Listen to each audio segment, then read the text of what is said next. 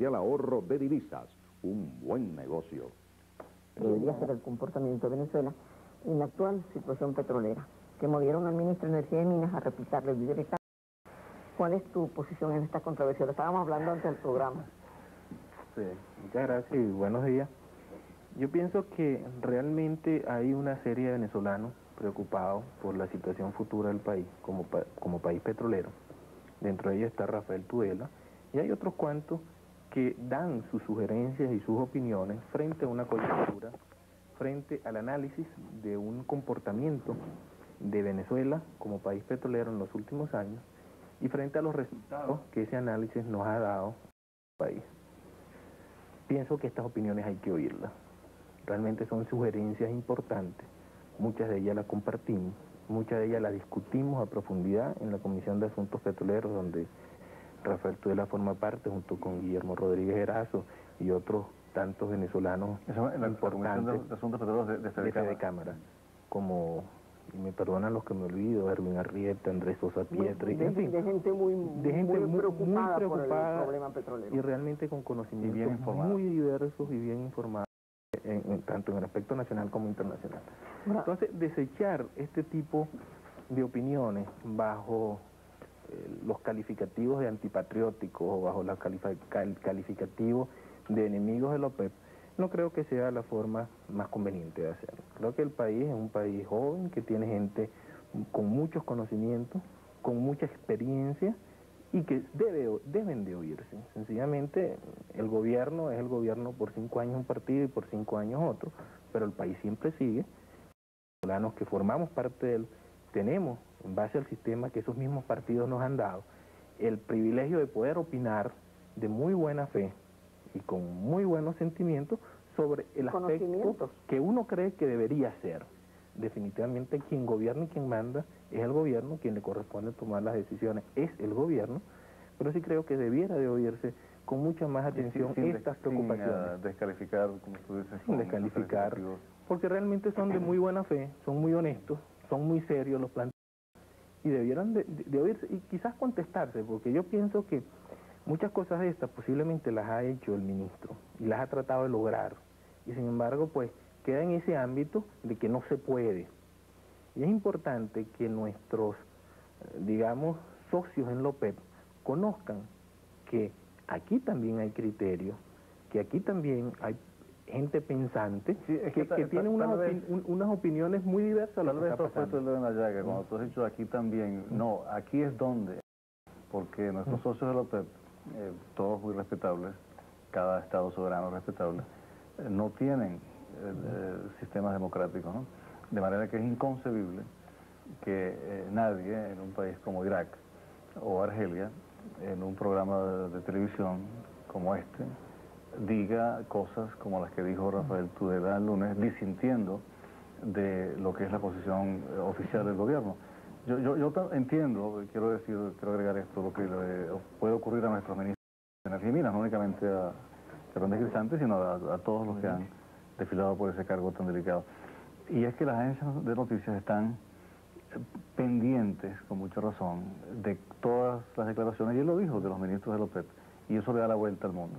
Entonces, si lo que la OPEP debiere hacer en esta coyuntura, para hacerlo estratégicamente correcto, fuese admitir finalmente que fue un error rebajar volumen y perder mercado para mantener precios, con lo que han beneficiado a otros productores y han estimulado la producción marginal, y han estimulado el ahorro de energía, y han estimulado el uso de otras fuentes de energía, sin beneficio para los productores asociados en la OPEP.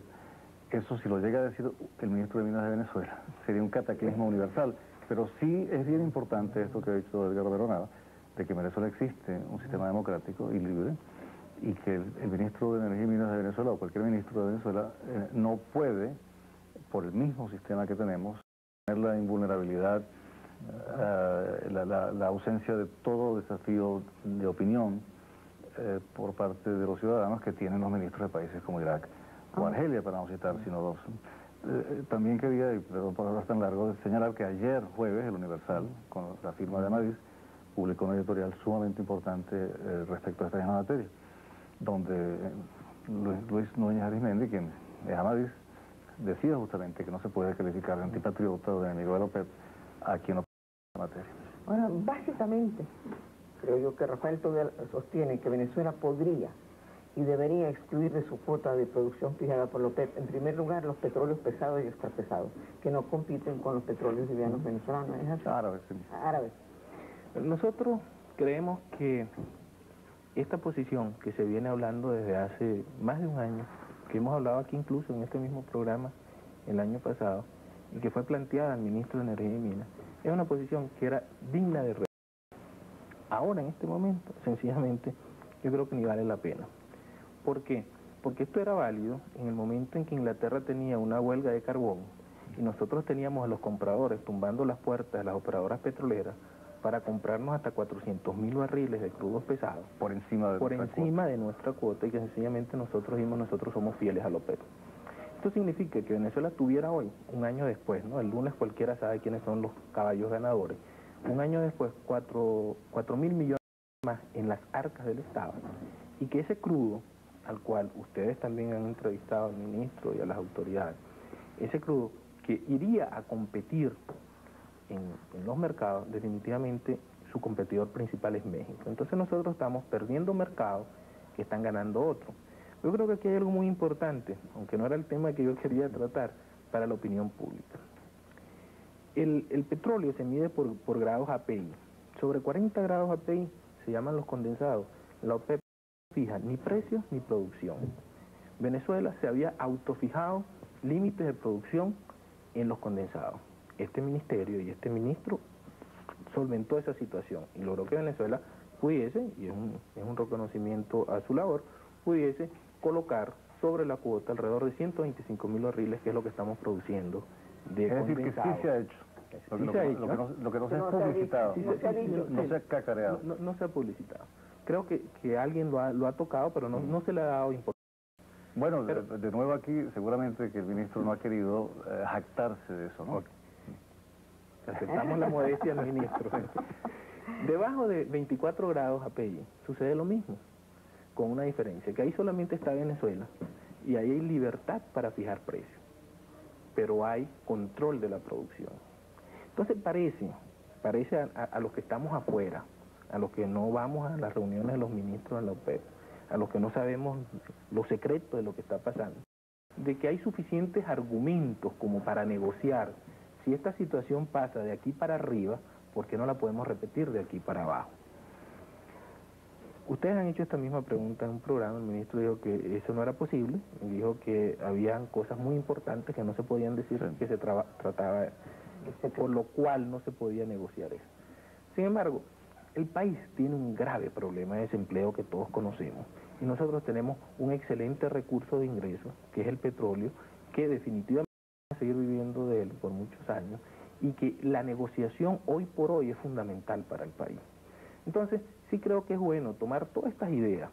Yo no digo que se puedan lograr todas, yo no digo que definitivamente el 100% de la verdad está de un lado o está del otro, pero sí sería bueno tomarlas, discutirlas con quien... ¿Y eso no se discute? No hay una especie de... No, señor, el petróleo es del Estado, lo maneja el Ministerio de Energía y Minas, y eso no se discute.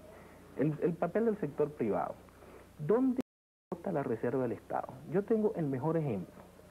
Cuando Venezuela produce su petróleo y lo monta en un barco, lo embarca en un barco, ahí se agotó la reserva del Estado. Ese petróleo se va y en el extranjero se puede hacer lo que quieran con él. Vamos a hablar de un producto, el asfalto. El asfalto lo montan en un barco y desde ese momento ya dejó de ser venezolano. A nuestro juicio, cuando lo montan en un camión, también ahí se agotó la reserva del Estado. Entonces aquí se haya querido y se ha tratado de llegar a una interpretación mediante la reserva del Estado en materia petrolera es, si la ponemos extensivo, los carros tendrían que ser propiedad del Estado porque usan gasolina. Entonces, estas son las cosas que tenemos que definir, porque esta es realmente la etapa que nosotros necesitamos, no para dejar de ser un país dependiente de los ingresos petroleros 100% y tratar de tomar las ventajas de que cuando se llevan el petróleo, algo así que como a 1.000 bolívares la tonelada, no los regresan, no son las mismas cantidades de impuestos, a 8.000 bolívares la tonelada. Entonces todo ese valor agregado se está quedando afuera, sencillamente porque nosotros, aquí en Venezuela, no ha habido, después de 10 años de nacionalización, la decisión política de decir, bueno, ¿dónde se agota esto? Se tiene que agotar en alguna parte. Entonces, en estos días... Explica eso mejor. ¿Qué quieres tú decir con dónde se agota esto? Bueno, ¿dónde se agota la reserva del Estado? El Estado se reservó... ¿Dónde termina? Correcto, tiene que terminar en alguna parte. Tú estás diciendo, en otras palabras, que esos 7 bolívares de valor agregado, ¿cuánto es una tonelada de petróleo? Sí, por tonelada. Por tonelada.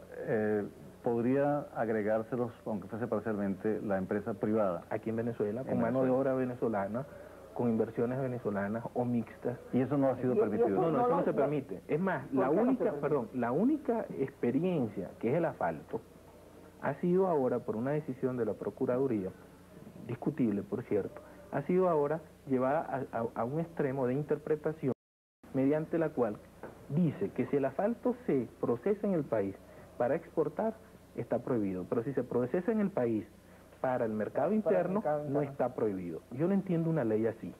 Sencillamente, si el asfalto está reservado, tiene que estar reservado para el mercado interno y para la exportación.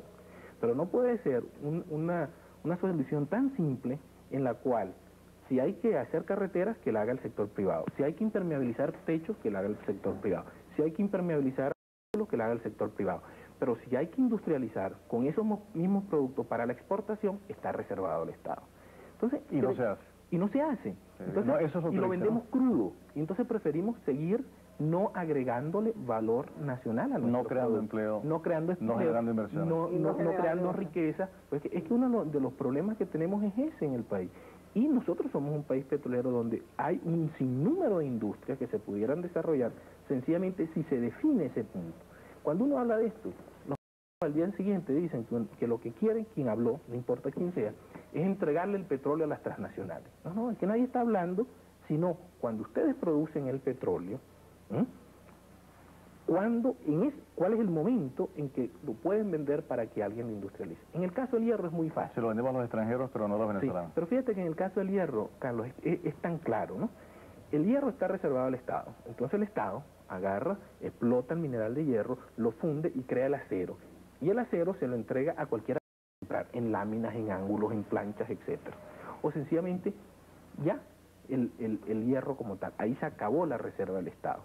Entonces, con esa materia prima se hacen tanques, se hacen recipientes de presión, se hacen 1002 cosas, se hacen cabillas, etc. Se construyen edificios. El petróleo es lo mismo. Después que el Estado exploró, explotó, transportó, refinó y comercializó, vendió al venezolano, en ese momento el venezolano puede seguir un segundo proceso. Eso, cada vez que se habla de eso, somos vendepatria. Queremos entregar el petróleo a las transnacionales. Entonces creo que es importante que el país sepa que tenemos unas inmensas fuentes potenciales de empleo allí y el Estado se defina. Ahora, y valor agregado nacional. Y exportación. Y exportaciones. Y dólares. Pero creo que el fondo, y me disculpa, Sofía, el fondo está en que el Estado no ha podido definir cómo cobrar la materia prima, cuando la materia prima va con fines de exportación.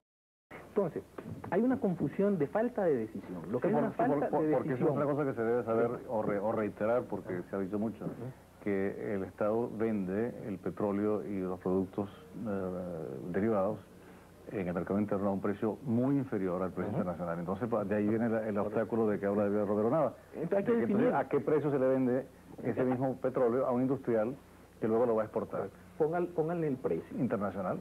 Pónganselo. O sea, pero hay que tomar una decisión, porque pasa tiempo y sencillamente no se toma una decisión y lo que requieren las empresas venezolanas es tener una decisión, primero en la garantía del suministro interno y segundo en el precio.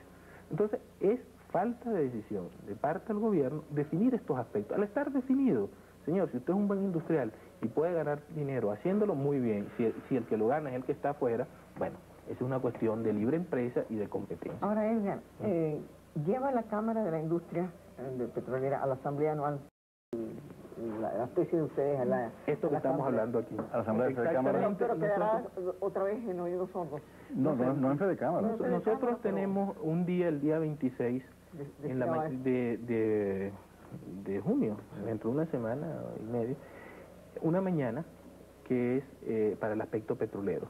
Está confirmado el ministro de Energía y Minas, el presidente de Petróleo de Venezuela, la intervención de ellos dos, la intervención de Guillermo Rodríguez Erazo como presidente de la Comisión de Asuntos Petroleros de esta Cámara y mi intervención como presidente de la Cámara Petrolera. Y tú vas a plantear exactamente Esta es estas nuestra ponencia, que estamos trabajando con ella, que estamos presentando cifras. Estamos dando primicias.